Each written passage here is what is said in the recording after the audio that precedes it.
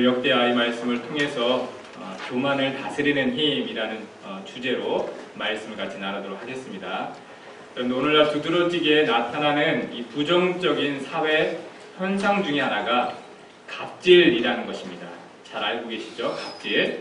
이것은 상대적으로 우위에 있다고 생각하는 사람이 상대적으로 아래에 있다고 여겨지는 을이라는 사람을 함부로 대하는 일입니다. 그래서 모든 관계를 누가 높으냐 낮으냐의 시각으로 보고 그렇게 갑질이라는 것을 하게 됩니다.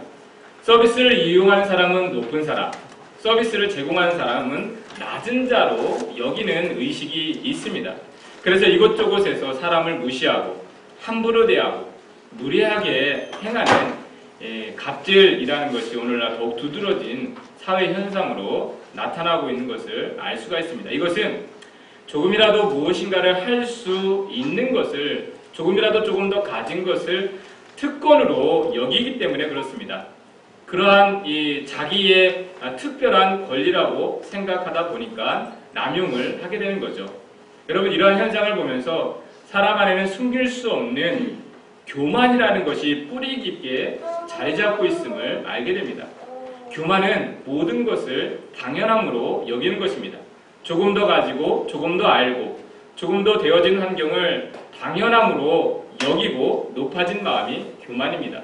그렇다 보니 감사함이 없이 자기의 환경을 통해서 또 자기의 권한을 통해서 그런 자기 주장을 내세우면서 그러한 요구들 또 행동들을 하게 되는 것을 보게 됩니다.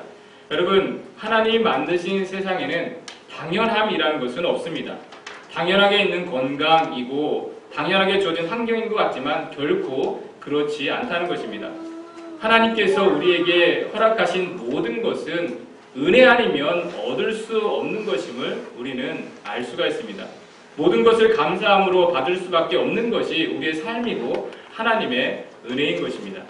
오늘 말씀에 조금 환경이 나아지자, 조금 여유가 생기자 그러한 상황이 되어지도록 베풀어 주신 하나님의 은혜를 알지 못하고 그것을 당연하게 여기고 교만해진 왕의 모습이 나옵니다. 우리 1절 말씀을 같이 보겠습니다. 시작. 르호보암의 나라가 견고하고 세력이 강해지매 그가 여호와의 율법을 어리니 온 이스라엘이 본받은지라. 여러분, 교만도 본을 받습니다. 갑질하는 것도 본을 받아요. 어른들이 물건을 살 때, 서비스를 이용할 때 하는 행동을 보고 아이들도 그것을 똑같이 보고 따라하게 됩니다. 왕이 교만해져서 하나님을 무시하니 그의 백성들도 본을 받아 하나님을 찾지 아니하고 하나님 없이 살고자 했다는 것입니다. 르호보암 왕에게 어떤 일이 있었습니까? 아버지 솔로몬 왕의 교만으로 그의 때에 나라가 나뉘어졌습니다. 12지파 중에 10지파가 떨어져서 북이스라엘이 되고 겨우 르호보암은 2지파만 얻어서 왕이 됐습니다. 왕으로 물려받자마자 그런 위기가 왔어요. 표면적으로는 왕이 너무 무능력한 것 아니냐. 그래서 다른 왕자 중에 왕을 바꾸어야 하는 것이 아니냐. 그러한 불평이나 불만이나 말이 나올 수 있는 상황입니다. 그런데 그 위기를 르호보암이 어떻게 극복할 수 있었냐면 하나님을 믿는 신앙을 중심으로 예루살렘에 모인 사람들로 인해서 그 도움으로 그 위기를 극복하게 됩니다. 역대하 11장 16절 17절 말씀을 같이 읽겠습니다. 시작. 이스라엘 모든 지파 중에 마음을 굳게 하여 이스라엘 하나님 여호와를 찾는 자들이 레위 사람들을 따라 예루살렘에 이르러 그들은 라고 합니다.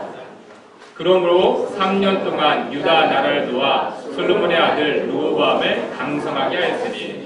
여러분, 위기에 처했던 나라가 왕의 지도력이 아닌 하나님을 믿는 사람들의 중보와 연합으로 극복하게 되었다 말씀하고 있습니다. 나라가 그렇게 큰 혼란이 있었을 때에 성전을 중심으로 모여 기도하면서 하나님의 도우심을 구하는 사람들로 인해서 구심점이 생기고 단합을 이룰 수가 있었던 것입니다.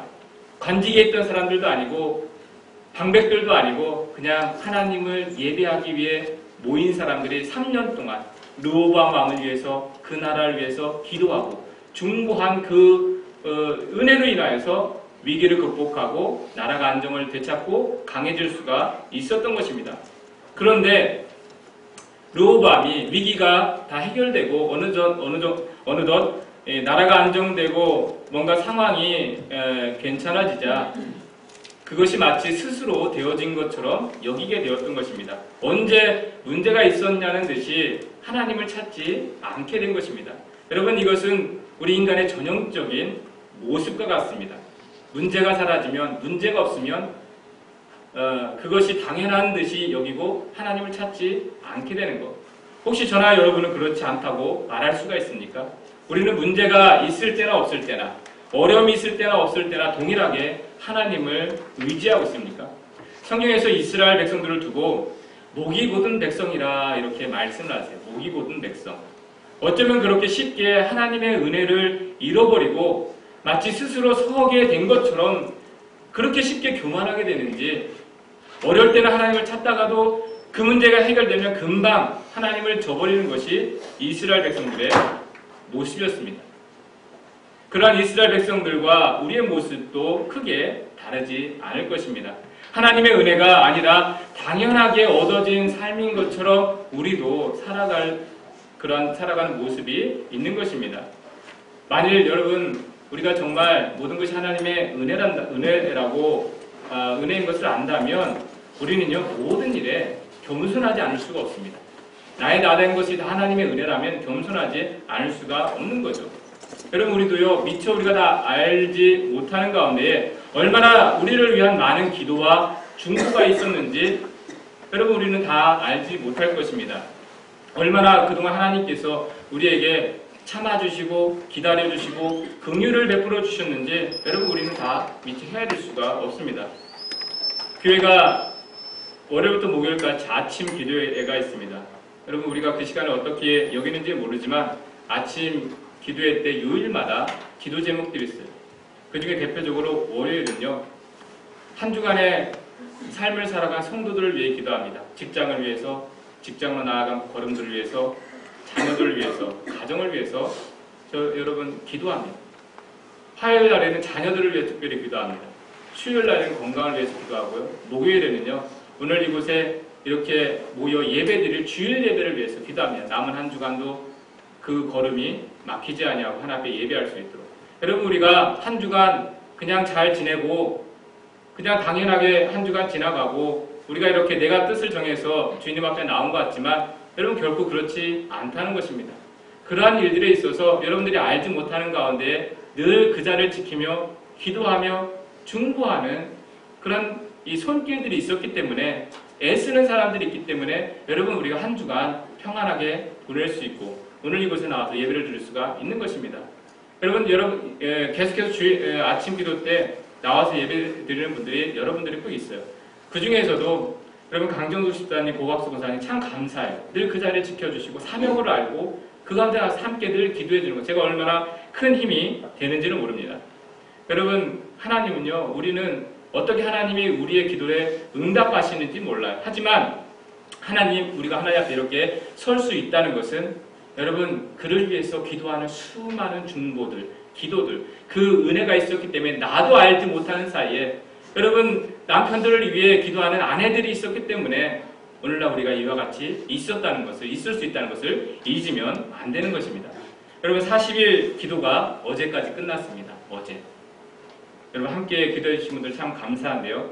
40일 작정 기도를 하면서 개인적으로 더 많은 도전들이 있었어요. 기도하는데 더 무기력해졌어요. 마음이. 여러분, 이번 주 마지막 주간이었는데 그렇게 너무 힘들더라고요. 기도하는 거. 하나님 앞에 눈물이 참 많이 났어요. 오래간만에. 그래서 왜 그랬냐면 제 자신의 모습을 보니까 하나님, 할 수 있는 게 너무 없는 거예요. 너무 하나님 앞에 부끄럽고 죄송하고, 기도를 하는데 더 할 수 있다는 자신감이 아니라 기도를 하면 할수록 하나님 앞에 너무 저의 모습이라든지 이런 환경들이 할 수가 없겠구나, 할 수 없구나, 내 힘으로는 그런 것 고백할 수밖에 없어요. 그래서 하나님 앞에 그냥 두 손 들고 말았어요. 여러분, 그랬을 때 깨달은 것이 무엇이었냐면 그냥 하는 말이 아니라 은혜라는 겁니다. 은혜.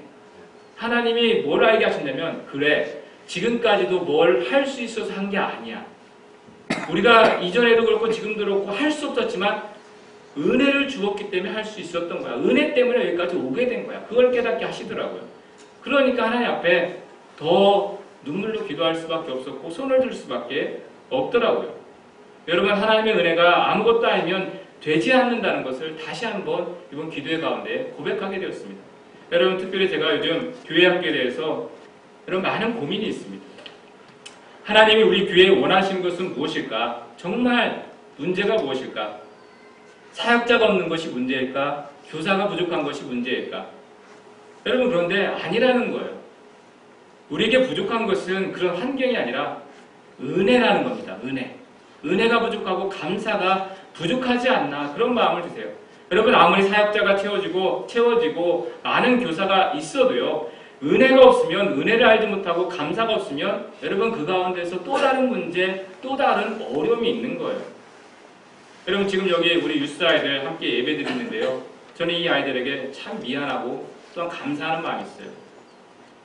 지금까지 이 아이들을 담당할 선생님 하나 세워줄 수 없어서 참 미안해요. 우리 교회가. 이 아이들을 맡아줄 선생님. 지금 여러분들이 막 돕고 있어요. 챙겨주고 있어요. 같이 시간 보내주고 놀아주고. 그런데 책임지고 이 아이들을 맡아줄 선생님 하나 세워주지 못한다는 것이 목회자로서 교회로서 참 미안해요. 그럼에도 불구하고 감사한 것은 그래도 잘 따라주고 잘 모이고 한다는 게 너무 감사해요. 우리 아이들이. 어려운 자리인데 우리 이렇게 앉아서 또 예배 말씀 들으려고 하고 얼마나 감사한지 몰라요. 여러분 지난주에 제 설교 중에 말씀 중에 원숭이가 나온 사실 아십니까? 혹시 기억하시는 원숭이 이야기가 나온 거 기억하세요? 원숭이? 잘 기억하시는 못하시는 분들은 어른들은 제 설교 잘 안 들으신 거예요. 재원이가 원숭이라는 거 기억했다며요. 재원이 잘 들은 거예요. 말씀 중에 원숭이가 나왔죠. 솔로몬이 금을 들여오고 은을 들여오고 원숭이를 들여오고 공작을 들여왔더라. 잘 들은 거예요. 애들 안 듣는 것 같지만 얼마나 잘 듣는지 몰라요. 애들. 여러분 그랬을 때 우리에게 필요한 거는요. 은혜예요. 은혜. 하나님의 은혜. 뭔가 좀 부족해도 뭔가 연약해도 은혜가 있으면요. 그게 다 하나님의 내가 생각이 아니라 하나님이 채워주시고 세워주시는 은혜가 있어요. 하나님이 되게 하시는 은혜. 여러분 우리는 부족해서 문제가 되지 않습니다. 은혜인 것을 알지 못할 때에 넘어지게 되는 겁니다. 르호보암 왕이 사람들이 떠나가고 나라가 어지러워서 위기가 오지 않았어요. 그가 은혜로 되어진 것을 모르고 스스로 되어진 것처럼 생각할 때 이제 섰다고 생각했을 때에 위기가 오게 되었어요. 2절 말씀 한번 볼까요? 같이 읽어보겠습니다. 시작. 그들이 여호와께 범죄하였으므로 르호보암 왕 제5년에 애굽왕 시삭이 예루살렘을 치러 오리라. 여러분 은혜를 알지 못하는 것이 하나님께 죄가 되었다, 범죄였다 말씀하고 있어요. 우리는 다른 것이 범죄가 아니에요. 은혜를 알지 못하는 것이 죄라고 합니다. 르호보암은요 감히 싸워보지도 못하고 나라의 견고한 성읍들을 한순간에 빼앗겼어요. 그리고 지금 예루살렘이 멸망되기 직전에 처하게 되었습니다. 그들의 평화와 안전이 당연한 것이 아님을 하나님은 단번에 알게 하십니다. 5절 말씀 같이 볼까요? 5절 말씀입니다. 시작. 여호와께서 이같이 말씀하시기를 너희가 나를 버렸으므로 나도 너희를 버려 시삭의 손에 넘겨주라 하셨다니라. 여러분 성경의 이치는 분명합니다. 은혜를 모르는 자가 교만한 자라는 것입니다. 그리고 그러한 교만한 자는 반드시 버림을 받는다는 것입니다. 교만은 패망의 선봉이요 넘어짐의 앞잡이라고 하셨어요. 우리는 나도 모르는 사이에 은혜를 모르는 자가 되어지지 않도록 여러분 두렵고 떨림으로 하나님 앞에 나아가야 됩니다. 성 어거스틴 우리 기독교의 최고의 영적인 지도자 아닙니까? 어거스틴이 강조한 3가지 덕목이 있어요. 어거스틴의 제자 중에 하나가 물었습니다. 선생님, 그리스도인의 가장 중요한 덕목은 무엇입니까? 겸손이다. 2번째 덕목은 무엇입니까? 겸손이다. 그러면 3번째 덕목은 무엇입니까? 그것도 겸손이다. 이렇게 가르쳐 주셨어요. 왜 그렇습니까? 겸손함이 없는 채 나타나는 모든 덕목은 자기 의에 불과합니다. 자기 의에. 하나님 앞에 겸손함이 있었을 때 모든 것이 은혜가 은혜로 되어지는 거예요. 그래서 주님께서 말씀하시지 않았습니까? 나는 온유하고 겸손하니 내게로 와서 그것을 배우라. 여러분, 우리는요 모든 것을 다 가지고도 어리석게 되는 것이 인간의 교만입니다. 야고보서 4장 6절에 이런 말씀이 있습니다. 같이 읽겠습니다. 함께 있습니다. 시작. 하나님이 교만한 자를 물리치시고 겸손한 자에게 은혜를 주신다 하였느니라. 여러분, 죄인이라도요 어리석은 자라도 자기의 허물을 알고 겸손해진다면 하나님의 은혜를 입게 된다는 것입니다. 하나님의 심판에 대해서도 그래도 들을 기가 있어서 돌이킬 수 있다면 그것이 은혜가 된다는 겁니다. 지금 오늘 말씀에 이스라엘 왕과 방백들이 스스로 겸비하게 되었다라는 말씀인데 6절 7절 같이 읽어보겠습니다. 시작. 이에 이스라엘 방백들과 왕이 스스로 겸비하여 이르되 여호와는 의로우시다 하매 여호와께서 그들이 스스로 겸비함을 보신지라. 여러분, 그래도 깨달을 마음이 있다는 것은 감사한 거예요. 아무리 하나님의 징계가 있어도 깨닫지 못하고 돌이키지 못하는 경우가 있습니다. 세상에는요 모든 사람이 죄인이라는 것은 똑같습니다. 모든 사람은 실수하고 모든 사람은 연약하고 모든 사람은 넘어질 때가 있다는 것은 똑같아요. 예외가 없어요. 그런데 다른 건 뭐냐면 어떤 사람은 그 죄 가운데 연약함 중에도 돌이키는 사람이 있고 돌이키지 않는 사람이 있을 뿐이에요. 두 종류예요. 모든 사람은 죄인인데요. 똑같아요. 다른 건 뭐냐면 그 죄 가운데 돌이키는 사람이 있고 돌이키지 못하는 사람, 듣지 못하는 사람이 있다는 것. 그 차이가 있는 거예요. 스스로 서려고 하다가 넘어졌지만 그래도 들을 기가 있어서 다시 하나님께 돌이킬 수 있다는 것은 감사한 것입니다. 지금 이스라엘 왕과 방백들이 그나마 그래도 교만했지만 들을 기가 있어서 하나님 앞에 돌이켰다. 그로 인해서 하나님이 그들에게 다시 긍휼을 베풀어 주셨다 말씀해주고 있습니다.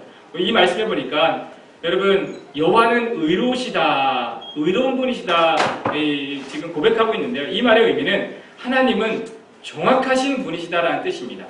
여호와는 의로우시다, 하나님은 정확하시다.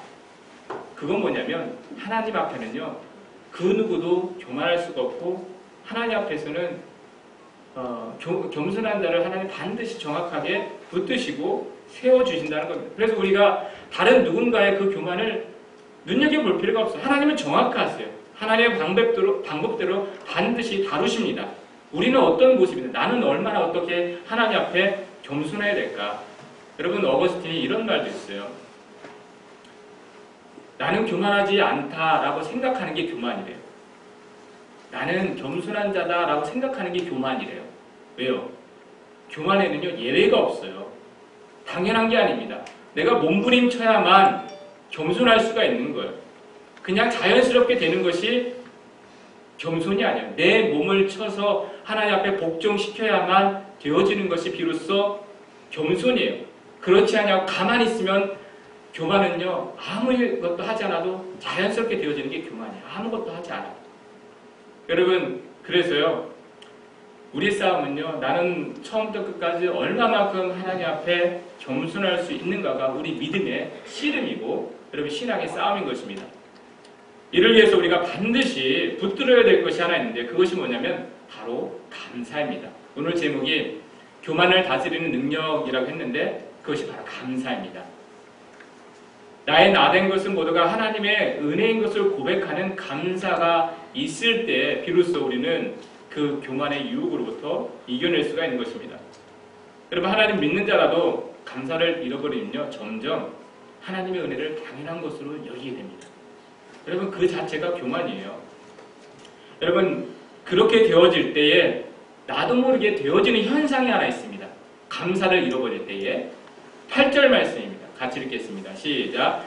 그러나 그들이 시삭의 종이 되어 나를 섬기는 것과 세상 나라들을 섬기는 것이 어떠한지 알게 되리라. 왕과 백성들이 스스로 겸비하여 예루살렘의 멸망은 면하게 되었지만 그들이 그 교만의 대가는 치르게 하셨어요. 그건 뭡니까? 세상의 종이 잠시 되게 하신 거예요. 그들이 원했던 그 모습이 되게 하신 거예요. 여러분, 교만은 뭐냐면 스스로 주인 되려다가 종이 되는 것이 교만이에요. 스스로 주인 되려다가 권력을 쥐려다가 권력의 노예가 되어지고요. 물질의 주인 되려다가 물질의 노예가 되어지는 것이 교만이에요.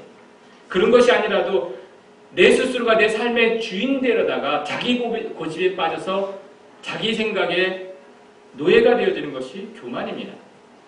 여러분, 그러나 이 말씀이 굉장히 여러분 귀한데요. 감사는요, 하나님의 종이 되는 거예요.